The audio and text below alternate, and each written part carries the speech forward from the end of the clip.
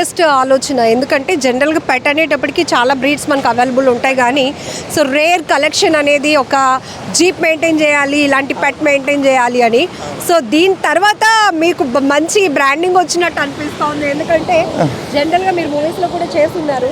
అవును, నేను ఇది ఇప్పుడు వచ్చిన తర్వాత మీరు చాలా వరకు దీనికోసం మీ ఇంటికి వచ్చిన వాళ్ళు, అడగడానికి ఫోన్ చేసిన వాళ్ళు ఉంటారా? దీనికి చాలామంది ఫ్యాన్స్ అండి. ఇది బీచ్కి ఇప్పుడు ఇప్పుడు ఇప్పుడు భోజనం చేయట్లేదు. ఈ మధ్యన అరకెళ్ళి వచ్చాను అనమాట. ఇది కొంచెం ఎందుకు అలిగింది అండి, తిరగట్లేదని.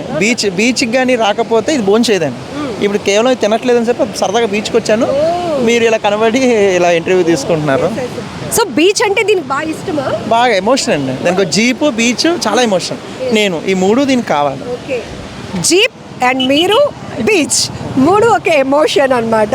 లేకపోతే అది అసలు సరిగ్గా హ్యాపీగా కూడా ఉండలేదు. ఇప్పుడు ఇది మీకు సుల్తాన్ మీకు ఒక ఎమోషన్గా మారిపోయింది. అఫ్ కోర్స్ అండి, నాకు ఇది లేకపోతే అసలు ఇది ఉండదు. బట్ వీడికి నాకు పేరు, నాకు ఇడికి పేరు.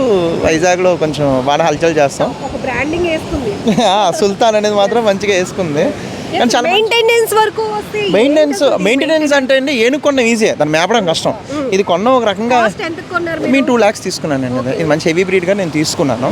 మార్కెట్లో తెలుసుకొని మనకి హేమంత్ అని, జీను అని వాళ్ళు ఉంటే మార్కెట్లో వాళ్ళు మనకి ఇప్పించి దగ్గర బాగా చూసుకున్నారు.